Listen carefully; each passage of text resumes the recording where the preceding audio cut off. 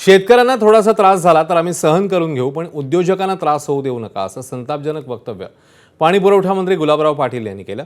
शेतीप्रधान देश असे ओळख असणाऱ्या देशामध्ये एका मंत्र्याने असं वक्तव्य करणं कितपत योग्य आहे असा सवाल यामुळे उपस्थित होतो.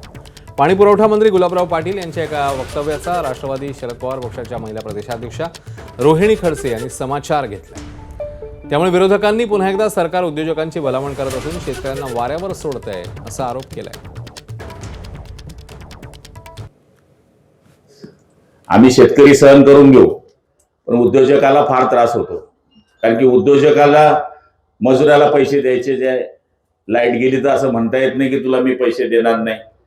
तो लॉस होतो, त्याच्या प्रोडक्शनवर लॉस होतो. आणि दुसरा नवीन येणारा उद्योग काय म्हणतो की जाऊ द्या साला, इथं लाईटच मिळत नाही तर कशाला उद्योग टाकायचा. आमची हात जोडून विनंती, एक वेळेस थोडासा शेतकऱ्यांना थोडा त्रास झाला तर आम्ही सहन करू, पण आमच्या उद्योजकांना त्रास होऊ देऊ नका, एवढीच आमची हात जोडून विनंती आहे. म्हणजे निवडणुकीच्या वेळेस मतं घेताना जय जवान जय किसानचा नारा देऊन तुम्ही मतं घेतलीत आणि निवडणुकीनंतर सत्तेत आल्यानंतर जय उद्योजक म्हणणारे तुम्ही, हे फक्त महायुतीतल्या एका मंत्र्याचं वक्तव्य नाही, तर महायुती सरकारचं शेतकऱ्यांप्रती असलेलं असंवेदनशीलता दर्शवतं. हे वक्तव्य शेतकरी विरोधी, शेतकऱ्यांच्या प्रती असंवेदनशीलता दर्शवणारं हे वक्तव्य आहे.